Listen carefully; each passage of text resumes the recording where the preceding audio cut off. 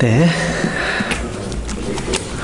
아마 우리나라 이제 그 한국에서 이제 교회를 다니시는 분들의 어떤 교회 구조 또 교회의 어떤 조직 직분을 생각하면 대부분 아마 피라미드 같은 구조를 생각하십니다. 피라미드 같은 구조. 그러니까 맨 꼭대기에 당회장 목사가 있습니다. 그래서 그 다음에 장로가 있고 전도사가 있고 권사가 있고 집사가 있는 이런 식으로 생각하신다는 거죠. 그래서 이걸 조금 더 세분화해 보면 저는 잘 몰라요. 책에서만 본 거예요. 지금 이런 걸 경험한 적이 없어가지고 책에 보니까 당회장 목사 밑에 수석 부목사가 있습니다. 그리고 그 밑에 부목사가 있고 또 그 밑에 수석 장로가 있어요. 그 밑에 장로가 있고 그리고 저는 이 안수 집사가 권사보다 높게 표현되어 있더라고요. 그렇네. 안수 집사가 있고 이게 교회마다 다를 수 있습니다. 또 권사가 있고 그 다음에 이제 서리 집사 집사가 있고 이런 등등. 여기에다가 이제 원로자가 붙은 분들이 또 계세요. 원로자, 원로 장로, 원로 목사 이런 분들이 있잖아요. 우리가 교회에서 어떤 하나님께서 우리에게 맡기시는 그 사명, 이 일을 하기 위해서는 조직이 필요합니다. 또 직분도 필요한 건 사실입니다. 문제는 교회 안에서 그것을 서열화하고 교회 직분에 대해서 어떤 세속적인 계급화 의식을 갖고 있다는 것이 문제입니다. 그게 문제예요. 근데 우리가 믿고 있는 예수 그리스도 이런 분이시죠. 한번 빌립보서 2장 하고 마태복음 20장을 찾겠습니다. 빌립보서 2장 두 구절 확인하고 넘어가죠. 빌립보서 2장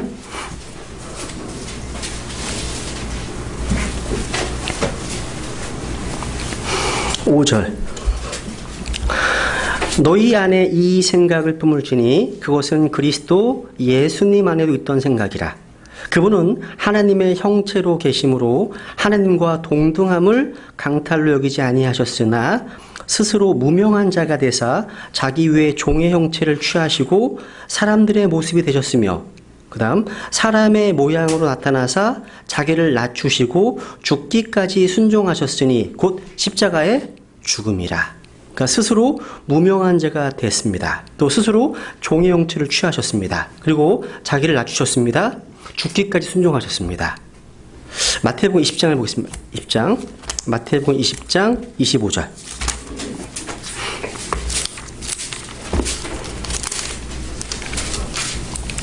마태복음 20장 25절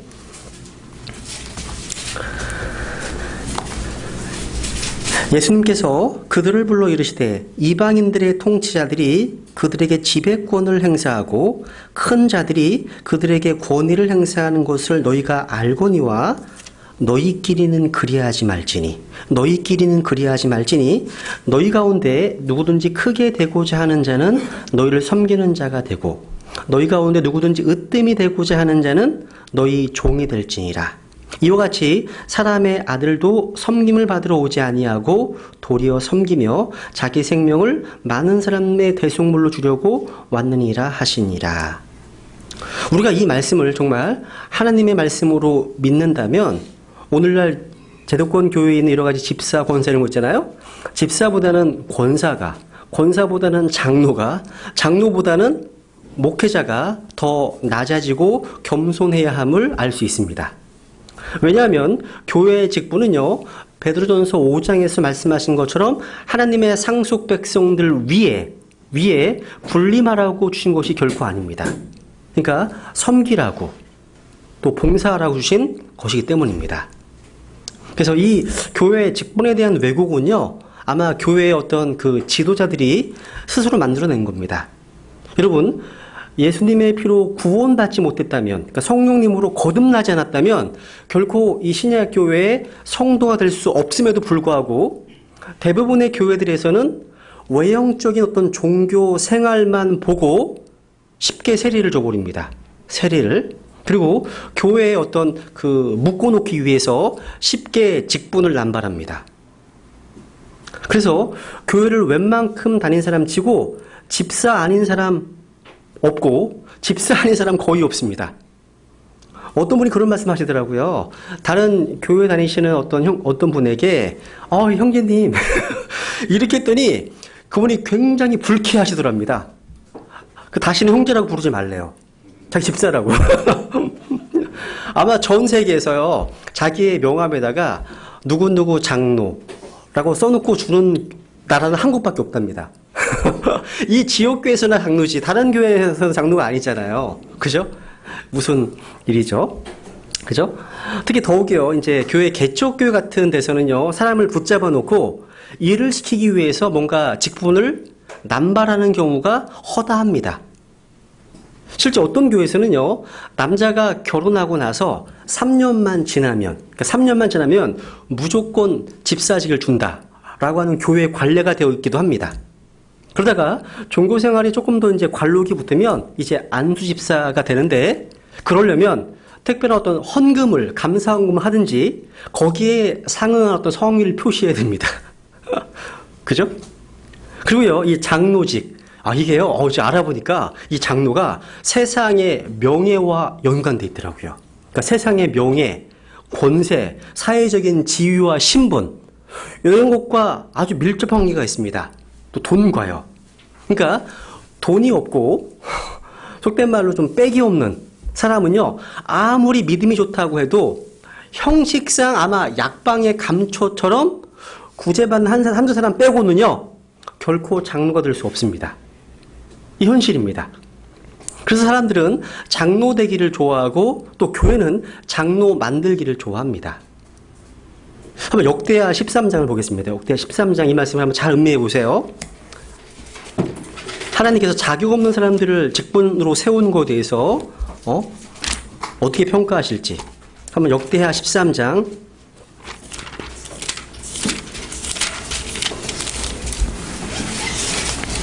8절, 역대하 13장 8절, 9절입니다.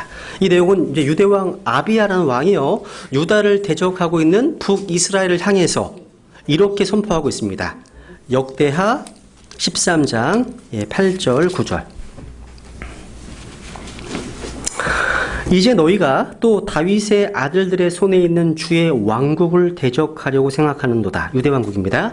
너희는 큰 무리요, 또 여로보암이 너희를 위하여 신으로 만든 금 송아지들이 너희와 함께 있도다. 너희가 아론의 아들들 곧 주의 제사장들과 레위 사람들을 쫓아내고 너희를 위하여 다른 땅의 민족들의 관습을 따라, 다른 땅의 민족들의 관습을 따라 제사장들을 세우지 아니하였느냐. 지금 북왕국 이스라엘의 죄악을 고발하고 있는 겁니다. 그러므로 누구든지 어린 수소 한 마리와 순양 7마리를 가지고 와서 자기 자신을 구분하기만 하면 바로 이 사람은 신들이 아닌 자들의 제사장이 될 수 있도다. 무슨 얘기인지 아시겠죠? 그죠?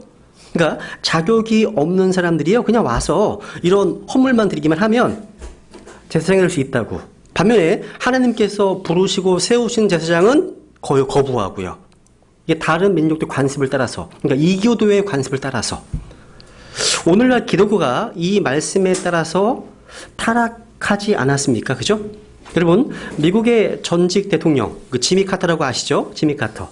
이 지미 카터 대통령은 지금도요, 자기 고향에 있는 교회에서 주일학교 학생들을 가르치는 교사입니다. 그리고 집사입니다. 집사. 만약에 우리나라 같았으면, 당연히 뭐가 될 것 같으세요?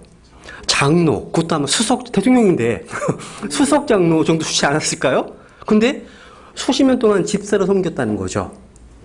그래서 저는 이 지미 카터가 최근에 했던 그런 말들은 별로 안 좋아요. 왜냐면 지미 카터가 최근에 미국 대법원에서 동성 결혼 합법화된 이후에 지미 카터가 인터뷰상에 이런 말을 했어요. 예수님께서도 이 동성 결혼을 인정하셨을 것입니다. 이런 말을. 이런 황당한 얘기를 했는데, 하여튼 어쨌거나 대통령이기 때문에 한국 같았으면 벌써 장로가 됐을 겁니다. 여러분, 한국에서도 장로가 된 대통령이 있었죠. 그죠? 또 장로들이 국회의원 되고 장관하고 했습니다. 그들이 어땠습니까?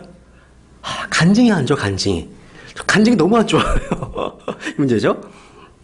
또 어떤 분들은요, 교회 직분만 맡으면 이제 하늘나라에 가는 티켓을 받아 놓은 듯이 착각하고 있습니다. 구원 받으셨습니까? 어쩌면 제가 목사인데, 나 장로인데 이런 말 하잖아요. 그죠? 그러니까 천국에 갈 확신이 있습니까? 하면 내가 장로인데 하는 분들을 열어보았다는 거죠. 혹시 오해하지 마세요. 그러니까 천국이란 말을 되게 자주 쓰니까 천국이란 말 자체가 여러분이 알고 있는 저 하늘나라를 말씀하는 거예요. 그러니까 일반 이제 개역 성경에서 이제 이 천국이라는 표현이 마태복음에만 나오진 않습니다. 디모데후서에 보면 4장에 보시면 저 위에 하늘 왕국을 말씀하시면서 천국에 이르기까지 이렇게 표현도 하고 있거든요. 근데 우리는 이제 그 개역 성경에서 이제 마태복음에서 이제 주로 천국을 이 땅에 세워지는 왕국을 표현할 때 쓴 표현이기 때문에 천국이란 말 대신에 하늘을 부르잖아요. 근데 이제 저희 교회에서는 그냥 천국으로 부르기로 통일했어요. 저희 교회에서는. 왜냐하면 누군가 새로 왔을 때, 또 누군가에게 설명할 때 하늘 그러면 되게 안 다가오나 봐요. 천국과 지옥이란 말이 오랫동안 굳어져 왔기 때문에 그냥 천국이란 말로 써버리거든요. 그리고 이것이 마태복음에 나오는 단어가 아니라 디모데후서에서도 하늘을 말씀하시면서 천국이라고 번역한 게 있거든요. 개역성경 내에서도요. 그래서 그런 의미로 이제 사용하고 있기 때문에 좀 오해하시면 좋겠습니다. 참고하시고 들으시면 좋겠습니다. 그래서 사실 여러분 목사는 다 천국 가나요? 아마 하늘 나갔을 때 아니 목사님이 안 오셨네? 이럴 수 있어요. 이런 일을 볼 수 있습니다. 그러니까 내가 전혀 기대했던 분이었는데 여기 안 계실 수 있다는 거죠. 그죠? 그런 말씀 없어요. 그죠? 또 한번 고린도전서 6장을 볼까요? 여러분 법원에 가시면 현재 교회의 문제를 세상 법정에서 해결하려는 사건이 너무 많습니다. 저희 아버님께서요, 이제 검찰에 계셨는데, 제가 구원을 받고 나서 저희 아버님한테 이제 복음을 전하려고 하면, 아버님이 했던 말 중에 가장 많이 했던 표현 중 한 가지가, 교회에 대한 그런 비판. 왜냐하면, 법정에서 현재 교회 목사의 사기부터 해가 이런 헌금 유용, 여러 가지 이런 것들이 많이 있다 보니까, 그러니까 간증을 잃어버린 거예요. 그러니까 마음이 다쳐져 있는 거죠. 이 사실은 어떻게 보면 교회가 지금 무릎 꿇고 회개해야 될 그런 케이스라는 거죠. 근데 여기 6장에 보세요 한번. 고린도전서 6장에 보면 너희 중에 누가 다른 사람과 문제가 있을 때에 감히 불의한 자들 앞에서 고소하고 성도들 앞에서 하지 아니하느냐?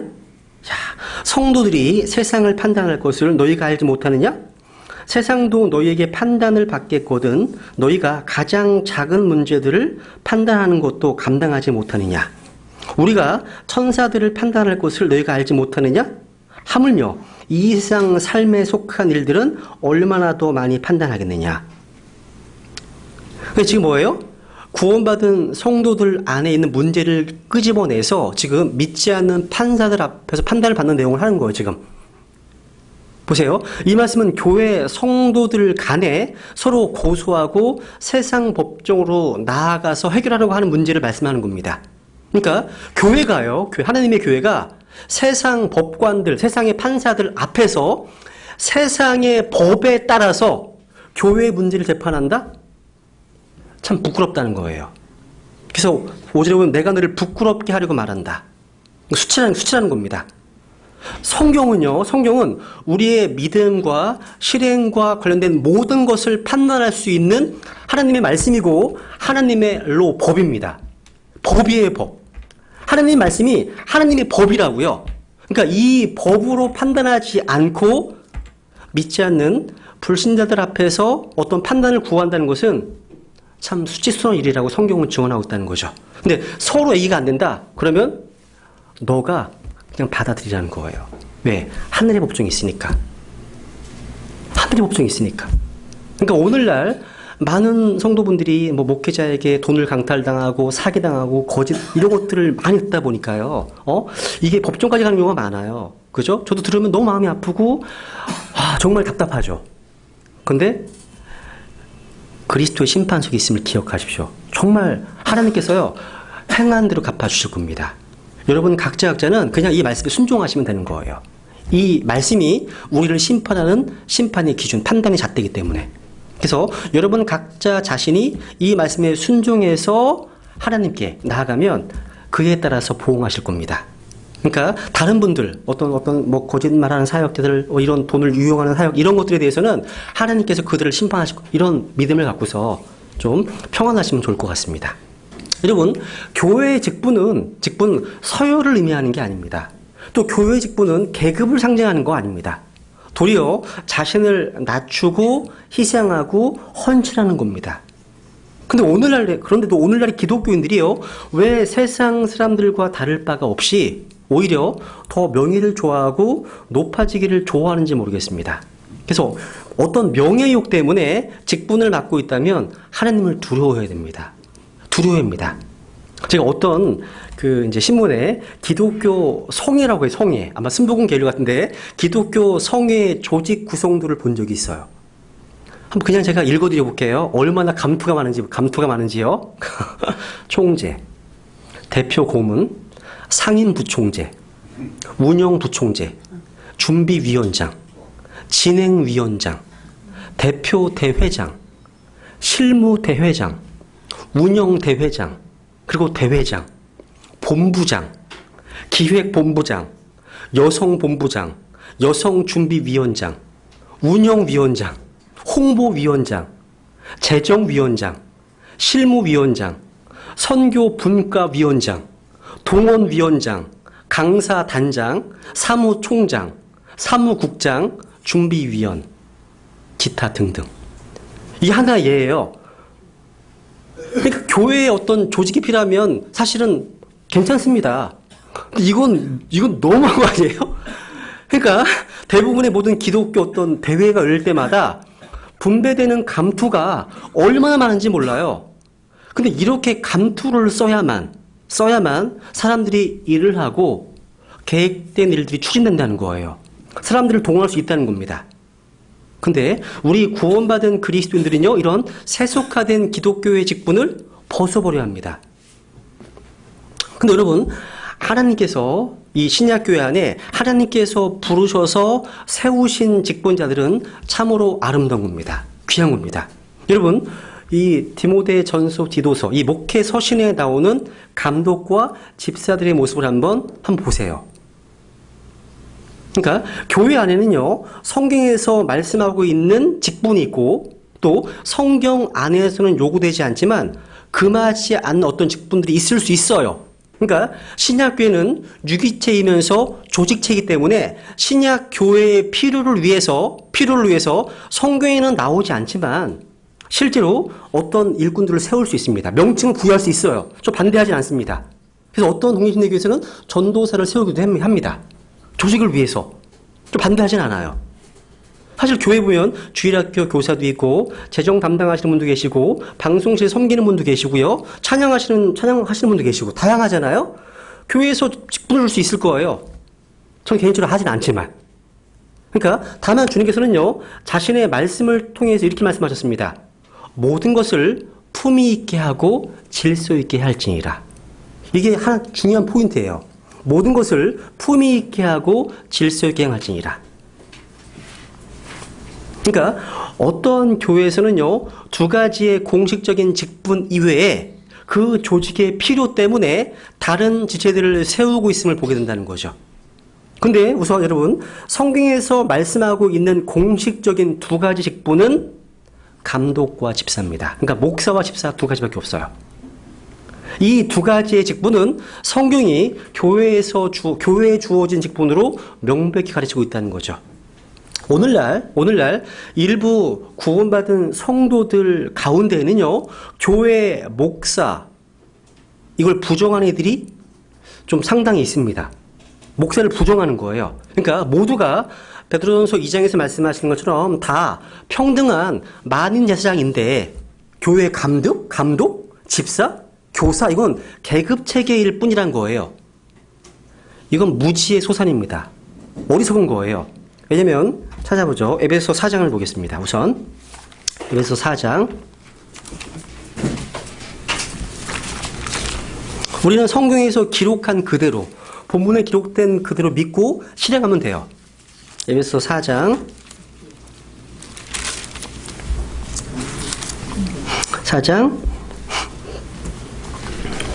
11절.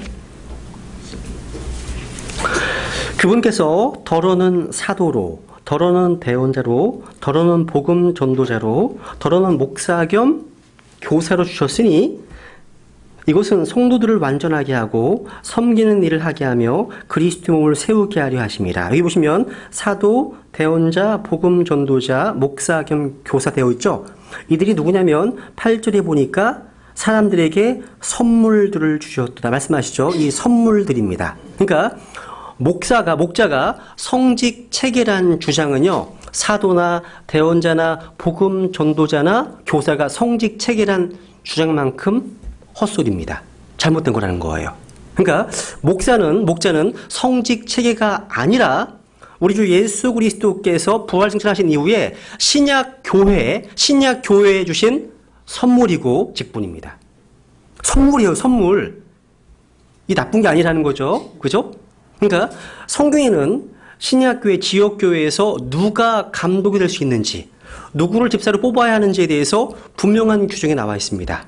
그러니까 이 말씀에 따라서 비교해보면 오늘날 대부분의 교회에서 무분별하게 목사를 배출하고 집사를 세우는 것이 아주 비성경적임을 알 수 있습니다. 결코 목사는 이 교회의 지배자가 아닙니다. 교회 주인이 아니에요. 그래서 한번 이제 빌보서 1장을 보죠. 빌보서 1장. 교회사에 보시면 이 신약교회는 두 가지 의식만 있고 두 가지 직분밖에 안 나와요. 그건 뭐예요? 바로 목사와 집사입니다. 빌보서 1장.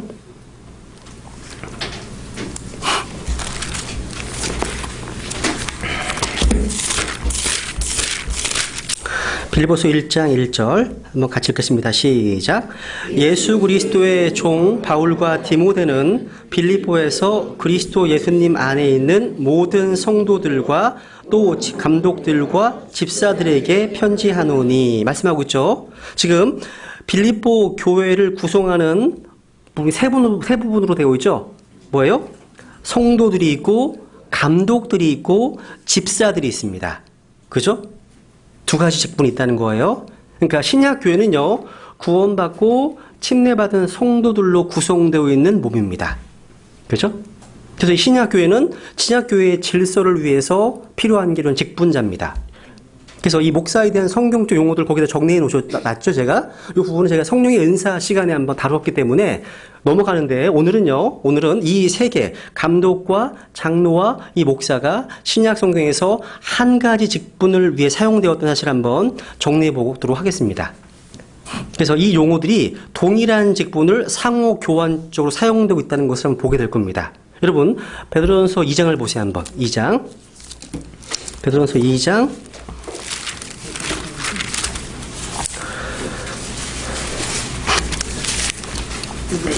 베드로전서 2장. 그러니까 이 주제는요, 이 신약교회의 두 가지 직분에 대한 주제는 대부분의 성경 신자들 독립심리의 교회에서 믿고 있는 바를 제가 말씀드린 거고 또 제가 믿고 있는 바예요. 다만 이제 이 목사와 감독과 장로에 대한 부분에 있어서는 그 제임스 낙스 목사님이 교회에 대한 교리라는 책에서 언급해 놨잖아요. 목사는 기프트 은사고 감독은 직분이다. 구분하시잖아요. 저는 그 부분은 좀 인정하지는 않습니다. 그래서 목사와 감독과 장로를 같은 분으로 보거든요. 그러니까 이런 입장이 일반적 입장이라고 아시면 좋을 것 같습니다. 우선 베드로전서 2장에 보면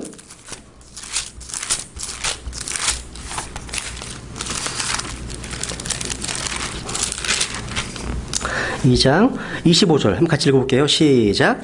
너희가 전에는 길 잃은 양 같았으나 지금은 너희 혼의 목자여 감독이신 분에게로 돌아왔느니라. 여기 보시면 우리 주 예수 그리스도께서는요, 혼의 목자이고 감독이십니다. 그래서 이 그러니까 사람들은 감독이고 또 목자이고, 그러니까 사도들도 마찬가지예요. 감독이고 목자이고 장로였습니다. 베드로와 요한을 가리켜서 자신을 장로라고 일컬었습니다. 성경에 보면. 그러니까 이 목자, 감독, 장로가 각각 다른 사람이 아니라 한 사람의 다양한 역할이고 직분이라는 겁니다. 아까 빌립보 지역에 있는 크리스찬들에게 보낸 편지에서 교회 내에 있는 세 부류의 사람들을 언급했죠. 그들이 성도들과 감독들과 집사들이었습니다. 그러니까 성도들이 있고 감독들이 있고 집사들이 있다는 거예요. 그럼 이제 보세요. 요건 좀 기억해 두셨다가 우선 감독이 누군지 한번 사도행전 20장을 보세요. 이제 사도행전 20장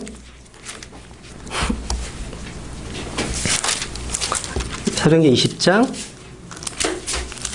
빌립보에 있는 감독과 집사와 성도들이 있잖아요. 이 감독이 누군지 한번 사도행전 20장 17절 사도행전 20장 17절 그가 밀레도에서 에베소로 사람을 보내어 교회의 장로들을 부르니 장로들 밑줄 교회의 장로들을 불렀습니다. 쭉 설교를 합니다. 그리고 28절 그러므로 너희 자신과 온 양떼에게 주의를 기울이라. 성령님께서 너희가 누구예요? 장로들입니다. 에베소 교회 장로들 너희를 그들의 감독자로 삼으사 밑줄 감독 장로가 감독이네요. 감독자로 삼으사 하나님의 교회 곧 그분께서 자신의 피로 사신 교회를 먹이게 하셨느니라. 먹이는 일은 목사가 하는 겁니다. 그러니까 바울은 에베소 장로들을 불러놓고 고별 설교를 하고 있어요. 근데 교회의 장로들을 향해서 그들의 감독자로 삼았다고 말합니다. 그러니까 장로가 뭐예요? 감독이란 겁니다. 그러니까 장로들을 감독으로 삼았지 장로 따로 감독 따로 세운 것이 아닙니다. 그러니까 이 장로의 역할, 이 장로의 사역은 자신과 모든 양떼에게 주의를 기울이는 겁니다. 그리고 그들의 감독자로서 하나님의 교회를 먹이는 것입니다. 성령님께서는 이 장로를 감독자로 삼으셨습니다. 그러니까 장로 따로 감독 따로 세운 것이 아니라 장로들을 감독자로 삼으셨다고 말씀하십니다. 그러니까 장로가 감독입니다. 그래서 이 감독자는 양떼에게 주의를 기울이고 교회를 먹여야 하는 거죠. 먹이는 건 누구의 사역이에요? 그렇죠. 목자의 사역이에요. 목자의 사역입니다. 그래서 감독이 곧 목자라는 거죠. 아까 베드로전서 2장 25절에서 아까 예수님을 말씀하시면서 혼의 목자요 뭐라고 또요? 혼의 목자의 뭐? 감독이신 분에게 돌아왔다 말씀하고 있죠? 혼의 목자요 감독 되어 있잖아요? 그죠? 너희가 전에는 길 잃은 양 같았으나 지금은 너희 혼의 목자요 감독이신 분에게 돌아왔다. 말씀하고 있죠? 그러니까 혼의 목자가 따로 있고 혼의 감독이 따로 있는 것이 아니에요. 혼의 목자와 감독. 예수님은 한 분이십니다. 한 분이신데 혼의 목자와 감독은 동격입니다. 목자가 감독인 거예요. 또 이제 베드로를 볼게요. 베드로전서 5장을 볼게요.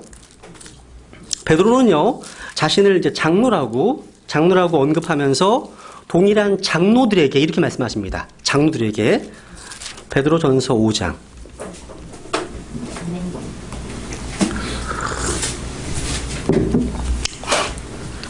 베드로전서 5장 1절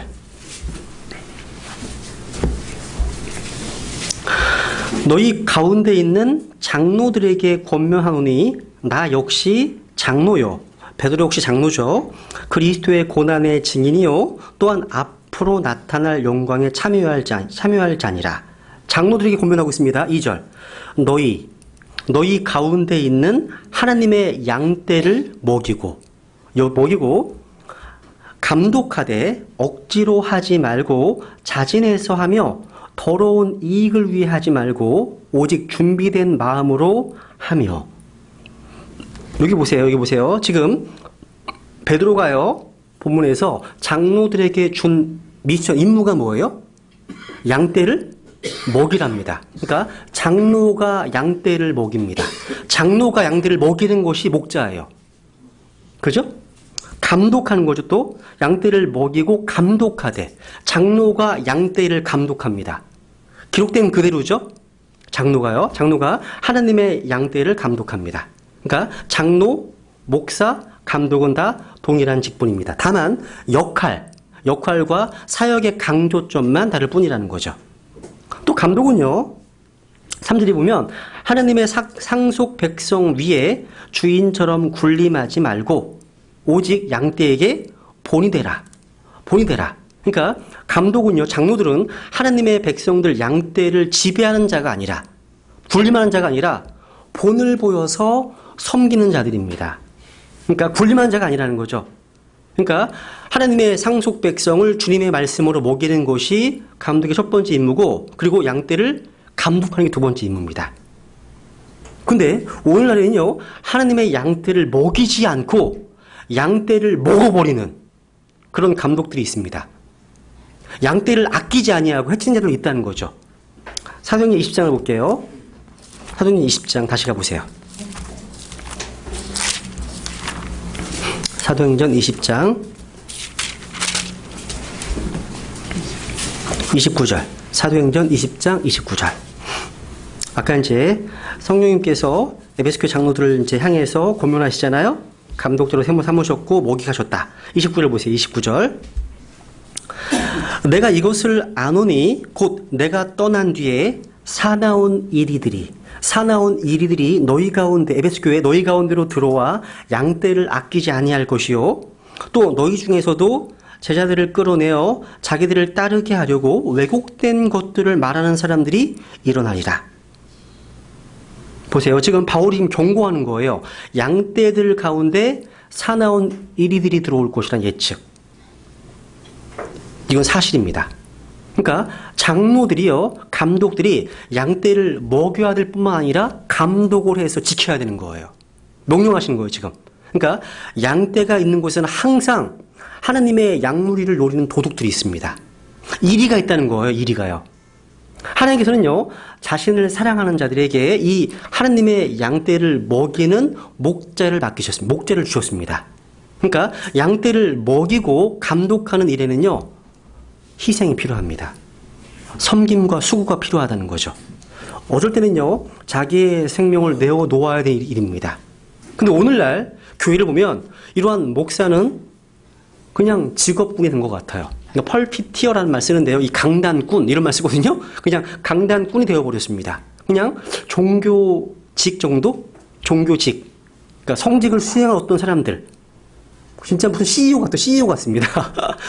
되고 말았다는 거죠. 한번 요한복음 10장도 가볼까요? 10장.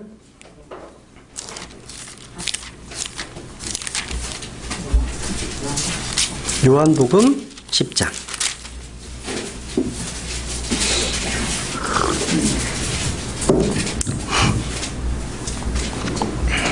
10장 10절.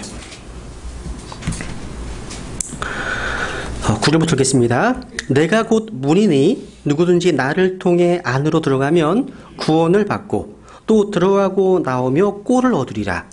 도둑이 오는 것은 다만 도둑질하고 죽이고 멸망시키려 함이거니와 내가 온 것은 양들이 생명을 얻게 하고 또 생명을 더 풍성히 얻게 하려 함이라. 이게 선한 목자시죠? 근데 11절. 나는 선한 목자니라. 선한 목자는 양들을 위해 자기의 생명을 주거니와 목자가 아닌 삭군 곧 양들이 자기 것이 아닌 자는 이리가 오는 것을 보면 양들을 버리고 도망하나니 이리가 그것들을 붙잡아가고 또 양들을 해치느니라.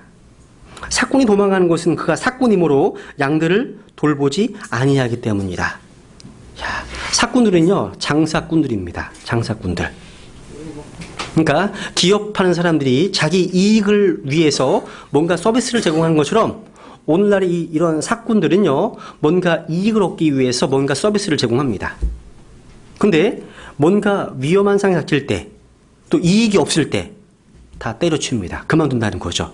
그러니까 선한 목자와 삭군은 양떼를 치는 동기가 달라요.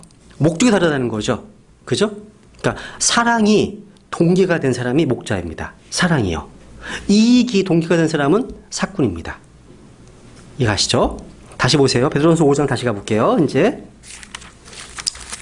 또 정리해 볼게요. 베드로전서 5장. 지금 너희 가운데 장로들이 권면하고 있습니다. 베드로가 3절 보면 하나님의 상속 백성 위에 주인처럼 군림하지 말고 오직 양떼에게 본이 되라. 그 다음 잘 보세요. 그리하면 윗줄 목자장께서 나타나실 때 너희가 사라지지 아니하는 영광의 관을 받으리라. 목자장이 나오죠.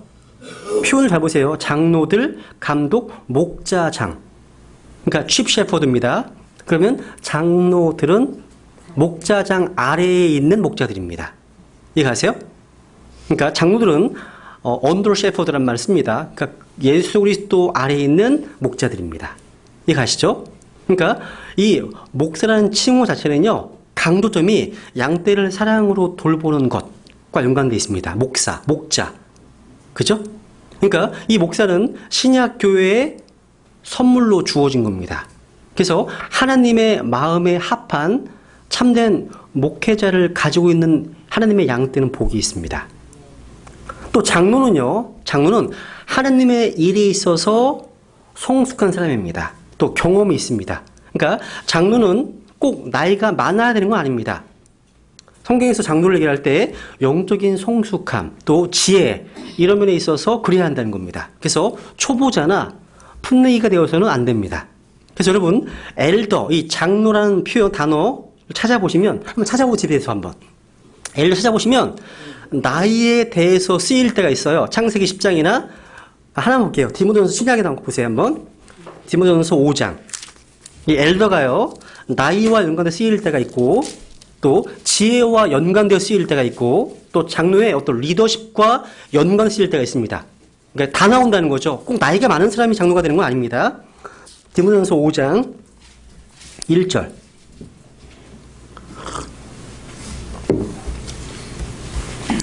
연로한 남자를 꾸짖지 말고 그를 아버지처럼 대하며 젊은 남자들은 형제처럼 대하고 연로한 여자들은 어머니처럼 젊은 여자들은 온전히 순결하게 자매처럼 대하라. 보시면 연로한 남자가 영어로 엘더입니다.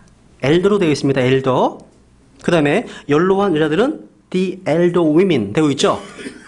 나이와 연관해 쓰였다는 거죠. 근데 욥기 32장 가보시면 이제 32장 욥기 32장 가보세요. 욥기 32장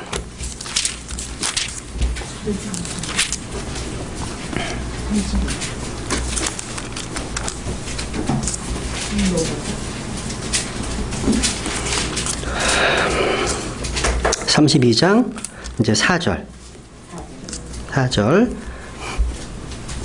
이제 엘리후는 그들이 자기보다 나이가 많으므로 욥이 말할 때까지 기다리다가 이 세 사람의 입에서 응답이 없음을 보고 그때 그의 진노가 타오르니라. 보세요. 부스사람 바라겔의 아들 엘리후가 응답하여 이르되 나는 젊고 당신들은 매우 늙었으므로 내가 두려워서 내 의견을 감히 당신들에게 보이지 못하였노라. 내가 이르기를 날수가 말할 것이요 많은 연수가 지혜를 가르치리라 하였노라. 근데 엘리후는 지금 젊은 사람에서 불구하고요 지금 훨씬 더 지혜로웠습니다. 그죠? 또 민수기 11장 같은 데 보시면요 이스라엘 백성들을 인도하는 직분자로서 엘더가 언급돼요. 엘더가요. 또 사복음서에 보시면 또 예루살렘 교회에 보시면 또 이방 교회 보시면 교회에서 인도하는 자 역할로 장로가 언급되어 있다는 거죠. 그죠? 그래서 그리고 또 교회에서 장로들은 항상 복수로 언급되어 있어요. 복수, 엘더스, 복수로 언급되어 있습니다. 그러면 이제 감독은요. 감독은 성경에서 항상 직분과 같이 나와요. 그러니까 감독은 직분으로 불리는 거예요. 감독의 직분을 사모하면 직분.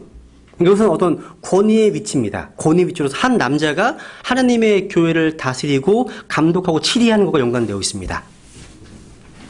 근데 여기는 예외가 있습니다. 여러분, 모든 목사와 감독들은 장로들입니다. 근데 모든 장로들이 감독은 아니에요. 그러니까 이 장로라는 단어 자체가 그냥 나이 든 사람을 언급할 때 쓰이기 때문에 엘더가 성경에서 또 구약적인 단어이기 때문에 신약 교회의 어떤 리더를 언급할 때 쓰이기도 했기 때문에 요런 예외가 있습니다. 그래서 장로가 감독이 아닌 어떤 상황이 있었음을 알 수 있어요. 성경에서요. 그래서 차트는 거기 보면 이제 비숍, 감독, 엘더, 장로, 패스터, 목사 해서 강도적인 다름을 말씀드리는 거고요. 생각 찾아보 데살로니가전서 5장을 보겠습니다. 5장. 데살로니가전서 5장.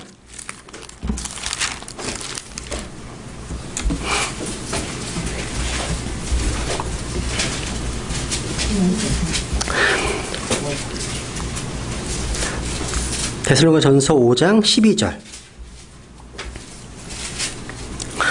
데살로니가전서 5장 12절. 형제들아 우리가 너희에게 간청하노니 너희 가운데서 지금 형제들 가운데서 수고하고 주 안에서 너희를 감독하며 너희에게 훈계하는 자들을 알고 그들의 일로 인하여 사랑 안에서 그들을 매우 귀중히 여기라. 또 너희끼리 화목하게 지내라.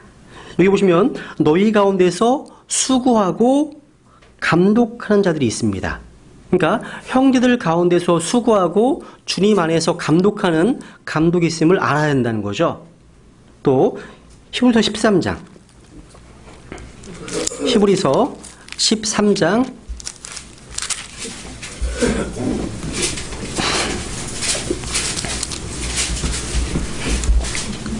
7절 히브리서 13장 7절과 17절입니다. 히브리서 13장 7절 17절 하나님의 말씀을 너희에게 일러주고 너희를 다스리는 자들을 기억하며 그들의 행실의 결말을 깊이 살펴보고 그들의 믿음을 따르라. 너희를 뭐하는 자들요? 다스리는 자들을 기억하라. 17절 너희를 다스리는 자들에게 순종하고 복종하라. 그들은 마치 자기가 회개 보고할 자인 것 같이 너희 혼을 위해 깨어있나니 그들이 기쁨으로 그것을 하게 하고 근심으로 하게 하지 말라. 그것은 너희에게 유익을 주지 못하니라. 여기 보시면 너희를 다스리는 자들이 있죠? 이들이 감독입니다. 감독이에요. 그러니까 성도들은 모두가 다 한 형제고 모두가 영적 희생물을 드리는 영적 제사장이지만 그들을 다스리는 자가 있다고 성경은 말씀하고 있습니다. 그러면 그러니까 순종하고 복종해야 될 사람들이 있습니다. 오늘날 어떤 이들은요 교회에서 형제라고 불러야지 누구를 목사라고 불러서는 안 된다. 또 목사가 아니라 장로라고 불러야 된다. 또 감독과 목사는 또 다르다. 또 목사에게 권력이 집중된다. 또 한 사람의 목사가 아니라 복수 장로제를 해야 된다. 또 목사는 성직자 계급이고 특권 계층으로 비성경적인 곳이다. 심지어 목사는 여자들에게도 개방하고 안수를 주어야 한다. 등등등등 주장을 많이 합니다. 또 성경에는 목사가 없다는 주장을 하는 이들도 있어요. 그래서 몇몇 교회에서는요 목사라는 호칭 자체를 배척하고 거부한다는 거죠. 근데 목사는 누구라고요? 신약 교회에 주어진 하나님의 선물입니다. 선물. 여러분 목사라고 하니까 무슨 계급 같잖아요. 그죠? 그래서 어떤 성경에는 목양자로 번역되어 있어요. 목양자.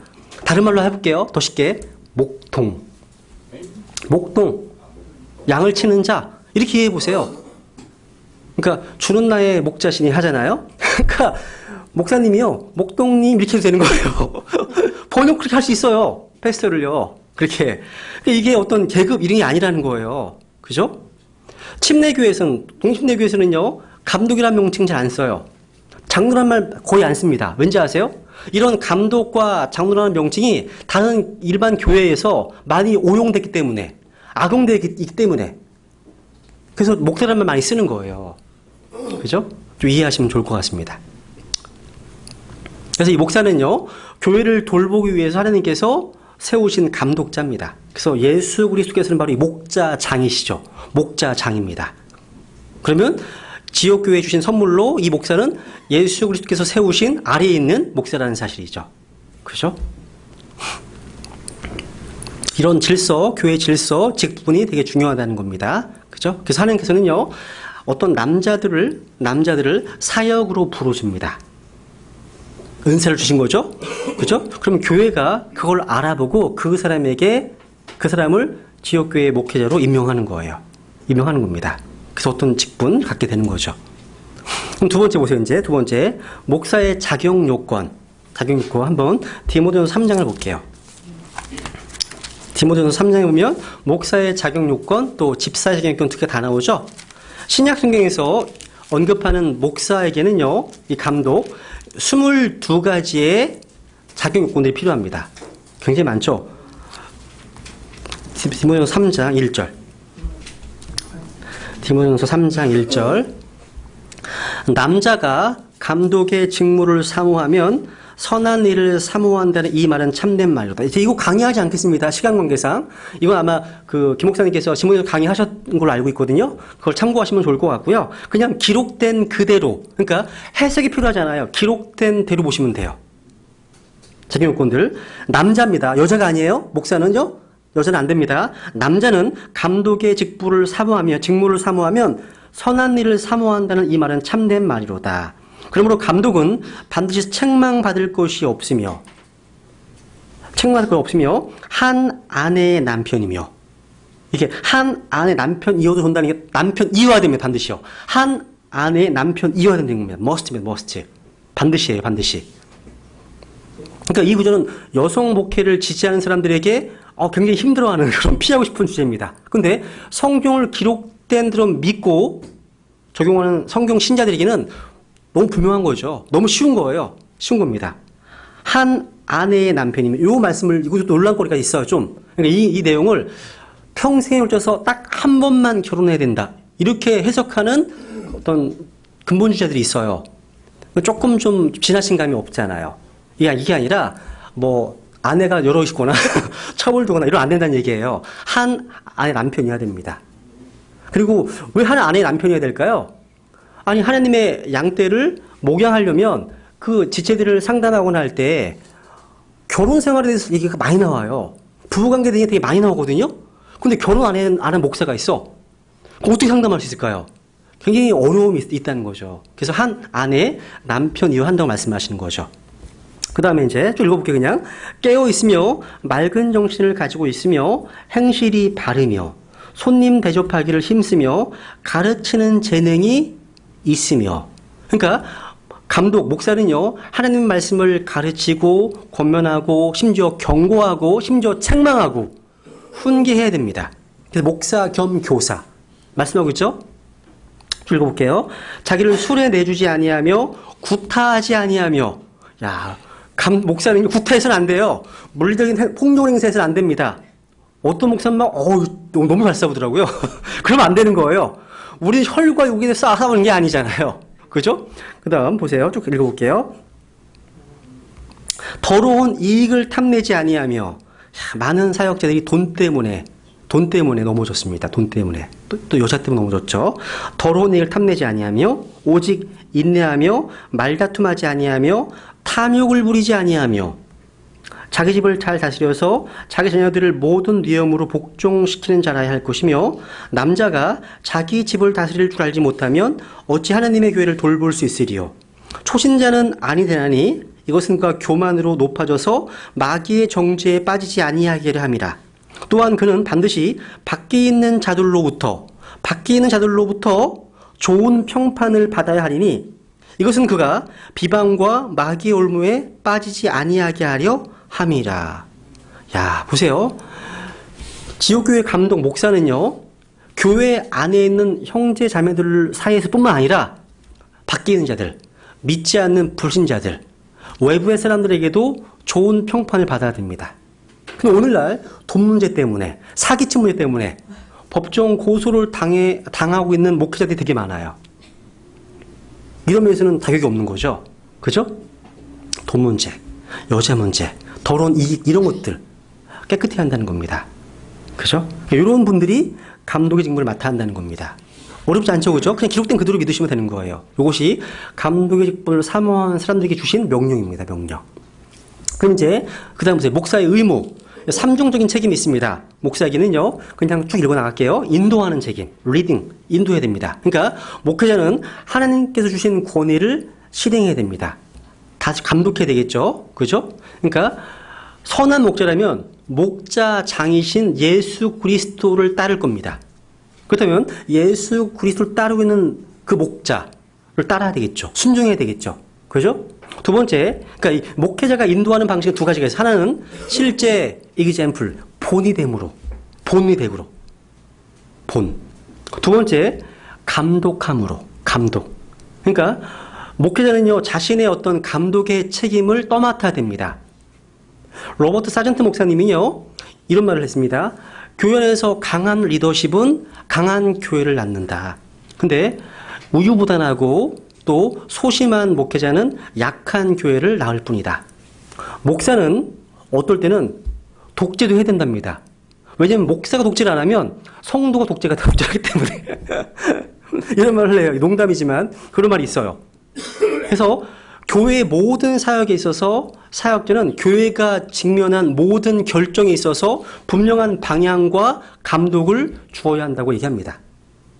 이 감독이기 때문에 책임을 져야 되겠죠. 두 번째, 목회자는 먹이는 자입니다. 먹이는 자. 이 부분에서 제가 성령의 은사 시간에 말씀드렸기 때문에 넘어갈게요. 그러니까 목회자는 자신을 말씀과 기도에 전념합니다. 교회를 먹입니다. 신실한 말씀 굳게 붙들어야 됩니다. 말씀을 선포해야 돼요. 말씀 자체를 선포해야 된다는 거죠. 또 복음 전도자 일을 해야 됩니다. 또 말씀과 교리에 수고해야 되고요. 훈계도 해야 됩니다. 가르치기를 잘해야 한다는 거죠. 세 번째, 목회자는요, 감독이기 때문에 자기 양떼에 주의를 기울여야 됩니다. 그러니까 목회자는 교회 내에서 어떤 우산과 같은 역할, 우산. 그러니까 그 아래에요, 교회가 위험으로부터 안전하게 보호된다는 겁니다. 그러니까 목회자는요, 어떤 개별적인 성도들에게 마귀가 공격하는 것, 또 아니면 교회 안에 내부적인 파벌과 당파, 거짓 교사들이 들어오는지 깨어 있어야 됩니다. 항상, 그러니까 경계하고 있어야 한다는 거죠. 교회 안에 이단들이 들어올 수 있기 때문에 그런 거예요. 그래서 거기 보시면 자기 자신에 대해서 주의해야 된다. 온 교회에 대해서 또 주의해야 된다. 또 종교적인 이리들에 대해서 깨어 있어야 한다. 또 파당을 짓거나 분파를 일으키는 자들에 대해서 깨어 있어야 한다. 또 자기 백성들의 혼을 위해서 깨어 있어야 된다. 그리고 교회 안에서 제멋대로 행하는 사람들, 헛된 말을 하는 자들을 입을 막아야 된다. 이 제멋대로 행한다는 게 뭐냐면 the unruly입니다. 질서를 무시하는 자들입니다. 교회 안에서. 교회를 어지럽히는 자들이죠. 징계가 필요한 거 이럴 때는요. 그리고 병든 자들을 기도하고 또 방문하기도 합니다. 그러면 이제 목사에 대한 그 교회의 책임은 뭘까요? 기록된 그대로입니다. 목회자의 리더십에 복종해야 됩니다. 이건 적극적인 복종입니다. 아내가 남편에게 복종하라고 가르치는 것과 똑같이. 두 번째, 목회자를 위해서 기도하셔야 됩니다. 정말 중요해요. 여러분 그 주보의 말씀의 사역자를 위해서 기도하시잖아요. 정말 잘하시는 거예요. 기도해 주셔야 됩니다. 그리고 목회자의 필요를 채워주셔야 됩니다. 그러니까 교회가 목회자를 잘 지원하는 것은 성경적인 겁니다. 사도 바울은 예외적인 케이스였죠. 원래 원칙은 뭐예요? 교회가 지원해 주는 거예요. 네 번째, 또 목회자를 존중하고 귀히 여겨야 된다 말씀하고 있습니다. 사도 바울은요, 디도서에 보시면 한번 찾아볼게요. 디도서 2장을 보세요. 한번 2장.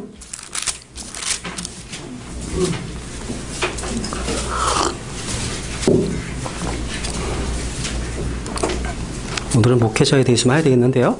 디도서 2장 15절. 디도서 2장. 크레테 교회의 감독이었던 이제 디도에게 이런 말씀하고 있습니다. 15절.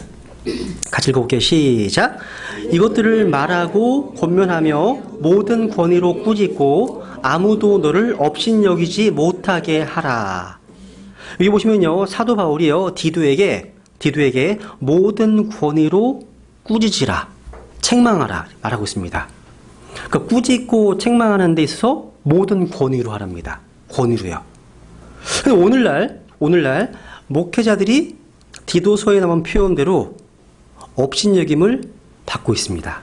상당히 많이요. 제가 어떤 책에 보니까 우리나라의 믿음의 선배들 가운데 주기철 목사님이나 손양원 목사님과 같은 분들이 있어요. 그런 분들의 자서전 한번 읽어보시면 좋을 것 같습니다. 우리나라에 해당하는 거니까. 근데 그 책에 보니까 그분들에게는요, 그런 목사님들에게는 함부로 대하기 어려운 어떤 영적 권위가 있었답니다. 그 당시 옛날 1900년대 초반, 그 당시에는요, 다 그분들의 권위 앞에 승복했다는 거예요. 그래서 목사님이 뭐라고 한마디를 말씀을 가지고 권면하시면 머리가 하얗게 센 어르신들도 다 순종하셨다는 겁니다. 그런데 지금은 왜 목회자들에게 그런 권위가 없을까요? 왜 잃어버렸을까요? 이 설명합니다. 가장 결정적인 게 뭐냐면 목회자 자신이 본을 보이지 못하기 때문이랍니다. 그러다 보니까 영적 권위를 가지고 책망하는, 꾸짖는 위험이 없어졌다고 그러는 거예요. 잘 생각해 보세요. 오늘날 말씀이 선포되는 강단에서 꾸짖음, 책망은 거의 들을 수 없습니다. 제가 한번 예전에 그런 얘기 해드렸었죠.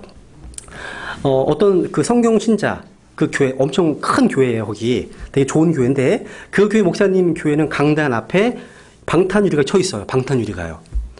워낙 꾸짖고 책망을 강하게 하시기 때문에요. 어떤 총을 쏜 거예요. 총을 쏜 거예요. 그래서 집사회에서 이 방탄유리를 쳐준 거죠. 그러니까 교회 성도들에 대한 죄, 불법, 이런 폐역함 이런 것들에 대해서 너무 강하게 책망하고 꾸짖습니다. 그러니까 진짜 성령 충만한 설교는 죄에 대해서 꾸짖는 설교랍니다. 근데 그런 것들이 거의 들을 수 없습니다. 여러분 기독교 방송에서 한번 설교를 들어보세요. 아주 말랑말랑해요. 일단 말랑말랑한 따뜻한 어떤 격려, 어떤 미로 이런 설교도 되게 많아요. 그죠? 근데 잘못을 지적하는 설교는 거의 듣지를 못하겠습니다. 듣지 못하겠어요. 그러니까 이것이 오늘날 아마 한국 교회 강단의 이 초라한 현실이라고 할 수 있습니다. 그러니까 꾸짖음, 책망의 권위가 사라졌다는 겁니다. 왜 이렇게 됐을까요? 그러니까 놀라운 하나님의 권위, 이 책망의 권위를 자신의 사적인 감정으로 잘못 사용하기 때문에 그랬습니다. 우리 신약교회 안에서는요, 이런 꾸짖고 책망하는 권위가 회복되어야 됩니다. 필요해요. 또 가정 안에서도요, 가정 안에서 질서, 이런 책망의 권위가 회복되어야 한다는 거죠. 여러분 한번 이 꾸짖는다, 책망을 이 단어를 한번 조회해서 검색해 보세요. 한번 적용해 보고 싶겠습니다. 여러분 대언자 나단 기억하시죠? 나단. 사무엘하 12장에 보시면 이 다윗이요 성적으로 죄를 범한 이후에 나단이 아주 무섭게 다윗을 책망하는 장면이 나옵니다. 다윗은 비록 왕이었습니다. 왕이었지만 대언자 나단의 추상 같은 책망과 지적 앞에 아무 소리 못했습니다. 순묵했고 눈물로 회개의 자리로 나아갔습니다. 이것이 책망의 권위예요. 책망의 권위. 권위는 사람들이 만들어내는 게 아니에요. 그러니까 영적으로 무장되어 있을 때, 성령으로 충만할 때 진짜 책망의 권위가 살아나게 되는 겁니다. 그래서 오늘 우리 성경 신자들에게 이런 권위가 있으면 좋겠습니다. 신약교회 목회자들에게도 이런 영적 권위가 회복되기를 정말 소망합니다. 그뿐만 아니라 부모님들에게도 또 주일학교 선생님들에게도 이런 권위가 회복되기를 정말 소망합니다. 그 다음 이제 보세요. 이제 복수장로제도라고 하는 이런 주제가 또 하나 있어요. 이게 항상 나오는 주제예요. 여러분 신약 독립침례교회에서는 대부분 한 사람이 목회하고 있죠. 부목사를 두는 교회도 있지만 그죠? 한 사람이 목회하고 있습니다. 왜 형제교회처럼 이 플리머스 형제단 형제교회와 달리 왜 한 사람이 이렇게 치리하고 있느냐 이런 질문을 많이 해요. 근데 이 내용 한번 정리해보고 마치려고 하는데요. 우선 이 데이빌 리건이라는 분이 계십니다. 이분이 돌아가신 성경 신자신데 이분이 이렇게 얘기를 했습니다. 성경적인 원칙이 그렇다는 거예요. 그러니까 하나님께서는 항상 한 사람을 사용하십니다. 아브라함, 모세, 다윗. 그래서 여러 사람이 치리하면 컨퓨전, 혼란을 초래한답니다. 다르니까. 또 두 번째, 예루살렘 교회, 초대교회의 사례를 보더라도 한 명의 그 담임 목사가 있었다고 할 수 있습니다. 확인해 볼게요. 사도행전 12장. 사도행전 12장. 그러니까 목회자들이 많이 있다 하더라도 목회자들 가운데도 또 질서가 또 있어요. 이게요. 확인만 할게요. 사도행전 12장.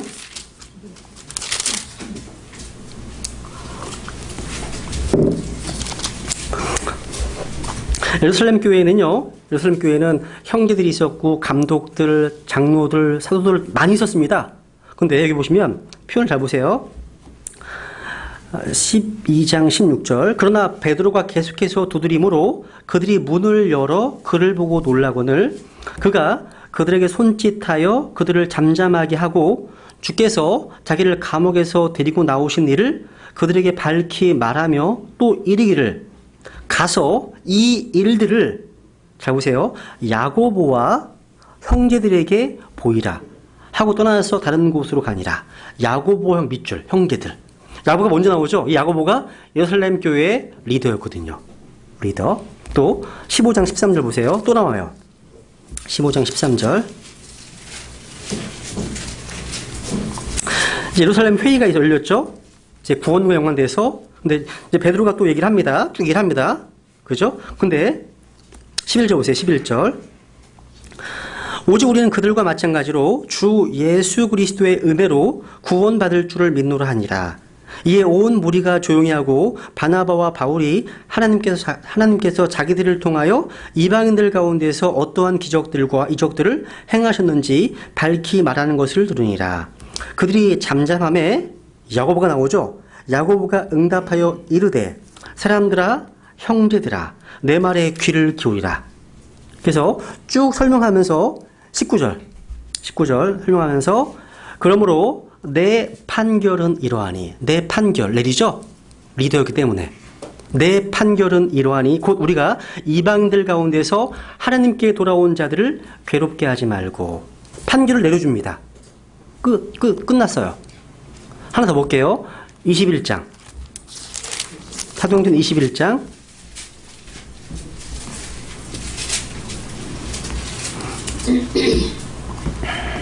17절 17절 우리가 예루살렘의 이름에 형제들이 우리를 반갑게 받아들이니라.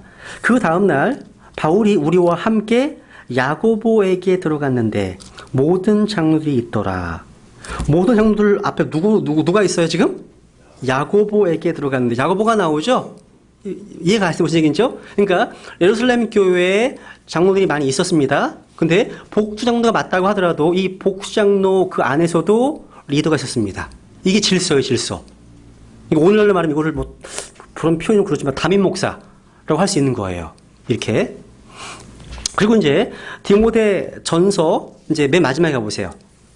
에베소 교회에서 이제 디모데의 어떤 모습인데요. 디모데 전서 5장부터 가보죠. 디모데 전서 5장.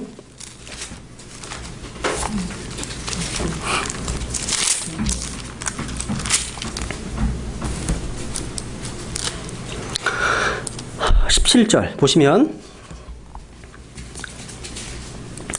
잘 다스리는 장로들을 두 배나 존경할 자로 여기되 특별히 말씀과 교리로 수고하는 자들에게 그리할지니라. 보시면 말씀과 교리로 수고하는 자들이 특별히 나오죠. 특별한 장로가 있다는 거예요. 그러면서 디모데 후서를 가볼게요. 후서 이제 4장 22절 그 아래 후미 부분 보세요. 후미 부분 보세요. 뭐라고 되어 있습니까? 거기 에베소 사람들의 교회의 첫째 감독으로 임명받은 디모데에게 보내는 둘째 서신을 바울이 네로 앞에 두 번째 불려나갈 때 로마에서 써서 보내다 되어 있죠.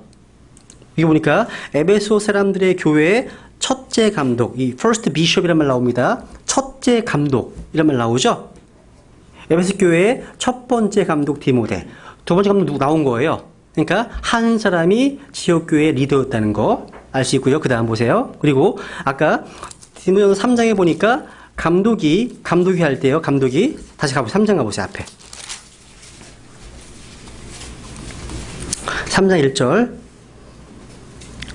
남자가 감독의 직무를 사모하면 선한 일을 사모한다는 이 말은 참된 말이로다. 이 감독이란 말이 비숍입니다. 단수로 되어 있습니다. 하시면서 예를 드는데 4절 5절 보세요. 자기 집을 잘 다스려서 자기 자녀들을 모든 위엄으로 복종시키는 자라야 할 것이며 남자가 자기 집을 다스릴 줄 알지 못하면 어찌 하나님의 교회를 돌볼 수 있으리요. 그러니까 지금 어떤 가정의 예를 들면서 이해하고 있죠. 그죠? 그러니까 교회를 다스리는데도 한 명, 가정도 한 명, 아버지가 마찬가지예요. 그런 예를 볼 수 있다는 거죠. 근데 여러분, 신약에 성경에 보시면 한 지역교회에 많은 장로들이 있었음을 알 수 있습니다. 장로들, 감독들, 아까 빌립보서 1장 1절에 보면 성도들이 있고 감독들이 나오죠. 비숍스 S가 나왔어요. 감독들, 또 장로들이 있어요. 복수성급돼 있다는 거죠. 그렇다 하더라도 그 감독들과 장로들 사이에서 누가 있다는 거예요 또? 이거 어떻게 표현할지 모르겠어요. 이 번역해놓은 게 없어요, 이게요. 이거를 이제 러커 목사님은 프리자이딩 엘더란 말 씁니다. 이걸 뭐 수석 장로 정도로 하면 될 것 같긴 한데, 이걸 담임 목사, 수석 장로 이렇게 할 수 있을 것 같은데, 하여튼 그런 질서가 교회 안에 있다는 거죠. 분명히요. 그러니까 복장로를 하더라도요. 이해 가시죠, 무슨 얘기인지? 네. 그럼 이제 또 한번 이게 지금 형제교회에서 굉장히 많이 주장하는 거기 때문에 조금만 더 다듬고 한번 오늘 마무리 시켜요. 그러니까 이 복수장로에 대해서는요, 아마 형제교회에서 굉장히 많이 이제 주장을 합니다. 그러면서 우리 신약교회를 굉장히 비판하는 것 중에 한 가지 이거예요. 이 주제입니다. 그러니까, 성경을 믿는 대부분의 독립침례교회는요, 이 감독과 장로와 목사가 동일한 직분임을 믿고 있습니다. 근데 직분이 어떻게 세워지고 어떻게 운영되어야 되는가에 대해서는 견해가 좀 나뉘어 있습니다. 교회 리더십에 대한 거라는 거죠. 그래서 어떤 분들은 반드시 교회는 복수 장로 제도에 의해서 운영되어야 한다 라고 하는 모임이 있어요. 이 형제교회입니다. 또 어떤 분들은요, 1인 뭐 지도체제? 1인 지도체제가 하나님께 세우신 지도자라고 주장합니다. 뭐예요? 두 개가 다 맞는 거예요. 두 개가 다. 같이 플러스시키면 균형이 되는 거예요. 항상 중간에 달이 있는 거예요. 한번 좀 정리해 볼게요. 첫 번째, 복수장로대, 이게 플로럴 리더십, 복수장로대가 뭔가 보시면, 한 지역교회에 두 사람 이상의 장로, 두 사람 이상의 목사가 공동으로 신약교회 회중을 지도하고 감독하는 방법이에요. 이 복수장로제입니다. 찾아볼게요, 한번. 사도행전 14장. 되게 많습니다. 사도행전 14장 23절.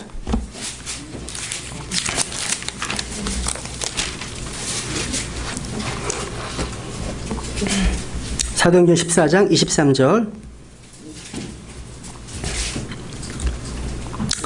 그들이 각 교회에서 그들을 위해 장로들을 임명하고 금식하며 기도하고 자기들이 믿는 주께 그들을 맡기며. 보시면 각 교회에서 장로를 임명한 게 아니라 장로들 임명했죠. 복수입니다. 복수로 되어 있죠. 16장 4절. 15장 건너뛰고 16장 4절.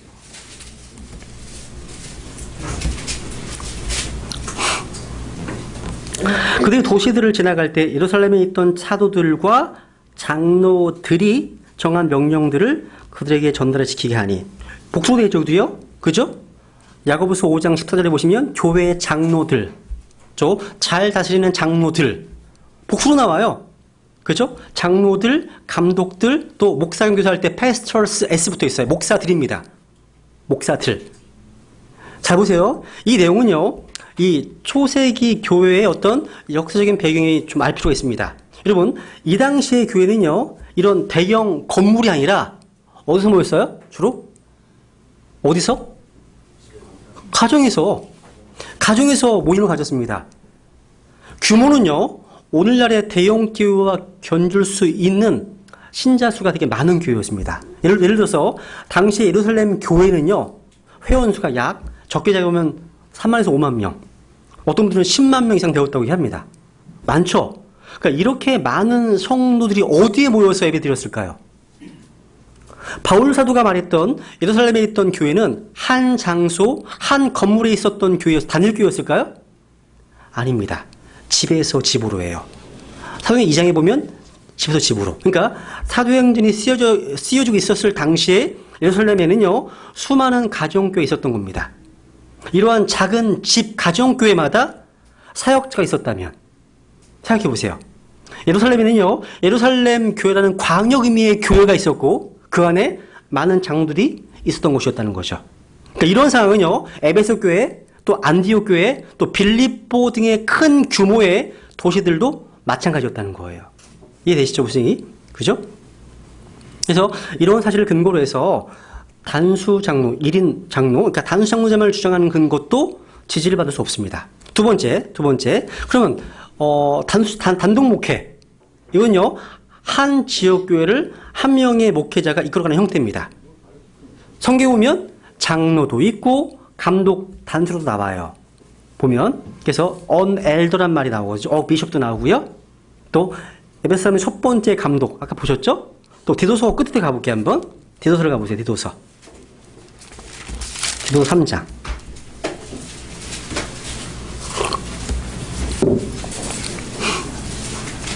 디도서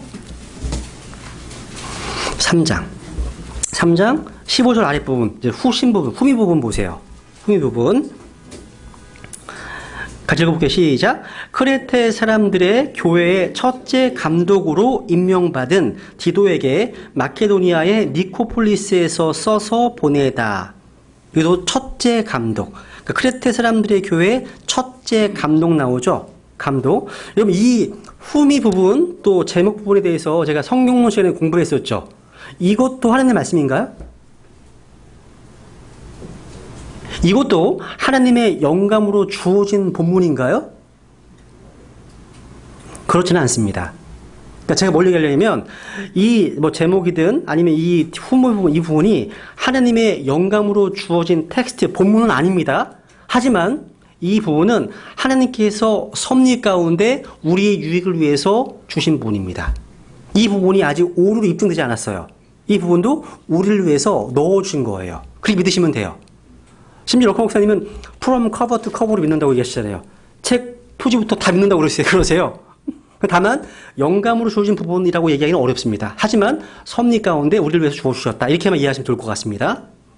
여기도 이제 감독이 첫 번째 단수로 나오잖아요. 그죠? 그러면 정리해 볼게요. 여러분, 이런 초대교회 당시는요, 단일 장소가 아닌 여러 가정에서 모였습니다. 이 가정교회들에는 한 명의 사역자가 있을 것으로 추측됩니다. 그리고 이 가정교회들은 넓은 의미에서 그 지역 소속된 도시의 한 교회로 불려졌습니다. 예루살렘에 있던 교회, 빌립보에 있는 교회 이렇게 불려졌다는 거죠. 그럼 거기에 많이 있었겠죠, 사역자들이. 그리고 성경은 아까 얘기했던 것처럼요, 자신의 어떤 경륜이 뭐냐면 한 사람을 사용하신다는 것 항상. 그리고 더불어서 하나님께서는 팀을 이루어서 일을 하게 하시는 경우도 많이 나와요. 성경에서 뭐 둘씩 보내시기도 하셨고 12사도를 임명하시기도 하셨고. 그러니까 정리해보면 성경은 복수 장로제가 성경의 진리라는 주장도 지지하지 않습니다. 성경은 단독 목회가 진리다? 이러고도 지지하지 않습니다. 그러니까 공동 목회든 단독 목회든 간에 이 문제는요, 이 신약교회, 개별 교회의 규모와 형편에 따라서 성령님의 인도하심에 순종하는 회중들에 의해서 결정될 사안이기 때문입니다. 이게 대해서 무슨 얘기인지? 이게 중요한 거예요, 지금. 그러니까 한 교회요, 2명 이상의 목회자를 세울 것인지 아니면 한 명의 목회자를 세울 것인가. 이것은요, 주로 진리의 문제가 아니에요. 이 진리의 문제가 아니라 좀 강조의 문제입니다. 그러니까 상황의 문제라는 거예요. 그러니까 교회 몸이 작을 때에는 사역자 2명이 필요하겠습니까? 작을 때에는? 저 배달신대교회에 사역자가 한 3명 있어야 될까요? 생각해 보세요. 그러니까 교회 몸이 작을 때에는 단독 목회도 무방하고 성도수가 많으면 2명 이상의 팀 목회도 바람직할 겁니다. 다만 전임 사역자에 대한 회중의 책임을 분명히 기록해 놓았던 이 성경의 가르침은 무시하면서 오직 복수장로제만 성경의 진리라고 주장하는 것은 모순입니다. 위선적인 태도라는 거예요. 그게요. 그래서 복수장로를 얘기하는 그룹에 가면 목회자는 반드시 일을 해야 된대요. 일을 해야 된다고 가르쳐요. 그래서 텐트메이커라는 말 많이 쓰거든요. 바울이 그러지 않냐. 그건 예외였습니다. 복음을 위해서 그 당시에. 그죠? 제가요, 이제 마무리 해야 되겠네요. 교회를 이제 개척하고 나서 한 지금 8개월 됐거든요. 지금 됐는데, 만약에 제가 일을 하면서 사역을 한다면 안 될 것 같아요. 지금 이 시대에는. 그러니까 지금 풀타임으로 움직여도 일주일이 어떻게 하는지를 모르겠어요. 시간이요. 근데 뭔가 짭을 가지고 한다? 지금 이 시대에 교회를 세우기에는 굉장히 어려울 것 같습니다.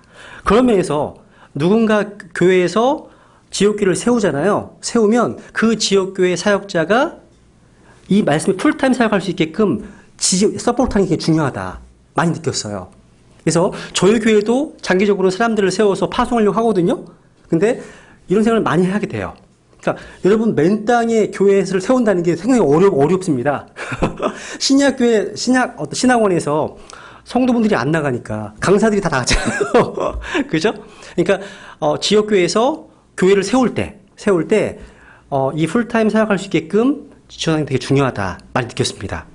그래서 이 두 가지도 모두가요, 사람들이 운영하는 곳이기 때문에 장단점이 다 있어요. 존재한다는 거죠. 그러니까 여러 사람들이 사역을 하게 되면 서로 상충되는 메시지를 전할 수 있어요.